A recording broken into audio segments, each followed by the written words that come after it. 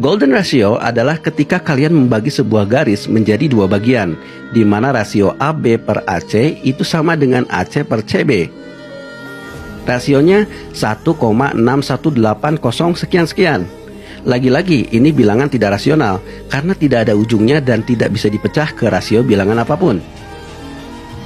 Golden ratio ini pertama kali diungkapkan dalam bukunya Euclid berjudul Elements, abad ke-5 sebelum Masehi. Euclid, kalau kalian tidak tahu, dialah yang pertama kali mengenalkan dasar-dasar geometri seperti yang kalian pelajari di sekolah dasar.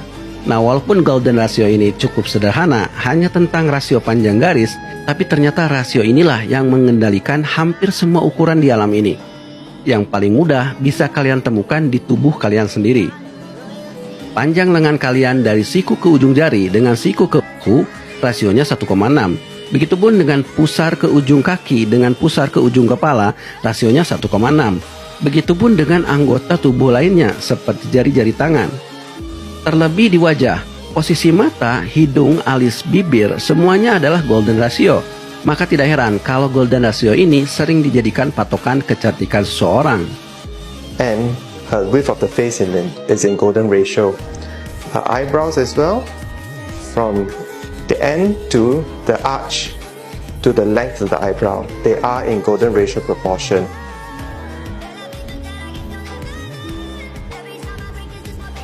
Bahkan golden ratio bukan hanya ada di luar tubuh, tapi di dalam tubuh pun organ-organ tubuh kita memiliki golden ratio, seperti jantung dan detak jantungnya sendiri.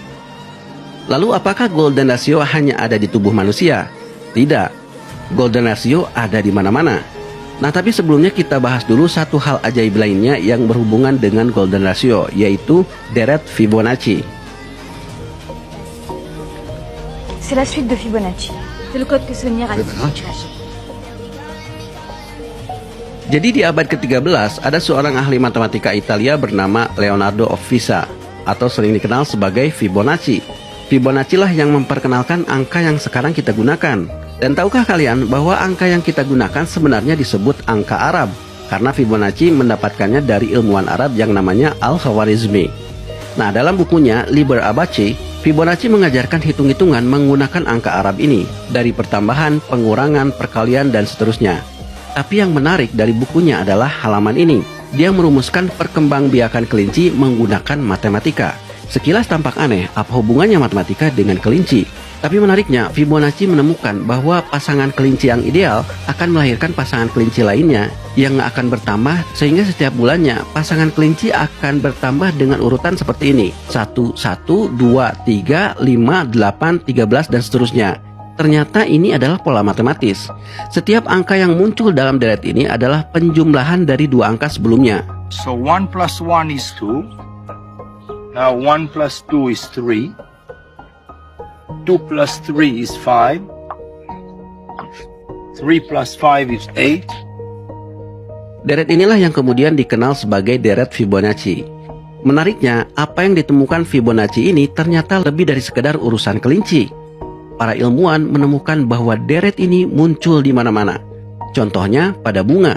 You know, look at flowers, for example. So there are many flowers that have 3 petals like this, or 5 like this.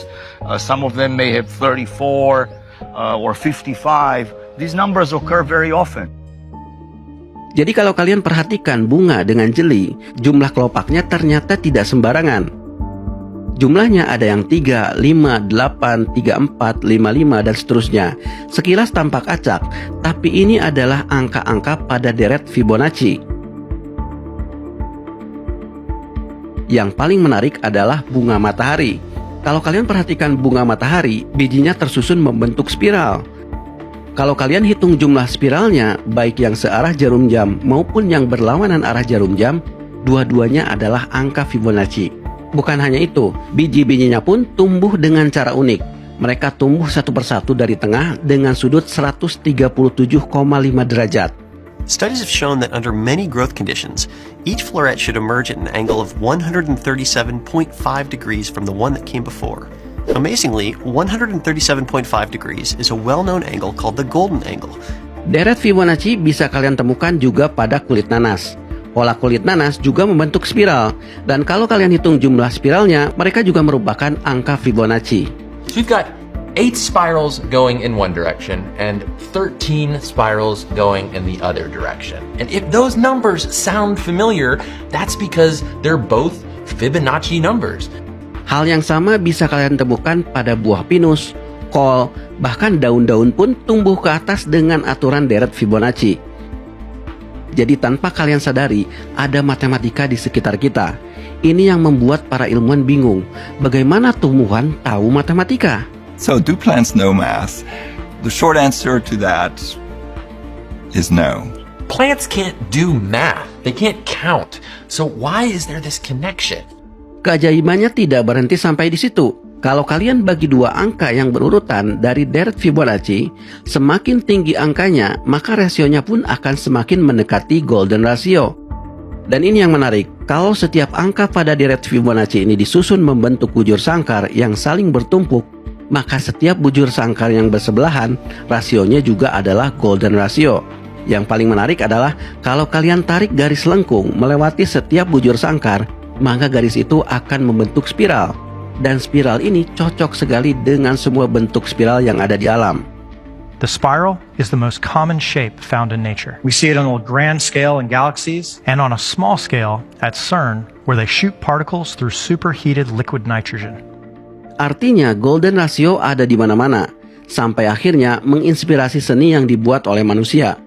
Konon, lukisan-lukisan Leonardo da Vinci itu juga merupakan golden ratio. Golden ratio juga banyak dipakai dalam arsitektur. Sampai hari ini, golden ratio pun menjadi kurikulum dalam ilmu grafis. Banyak logo yang menggunakan teknik golden ratio. Sebetulnya masih banyak keajaiban di alam ini selain pi, golden ratio, dan Fibonacci.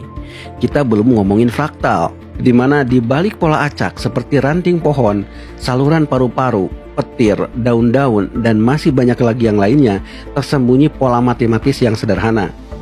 Kita juga belum ngomongin Turing pattern, pola matematis yang ditemukan oleh Alan Turing, bapaknya komputer.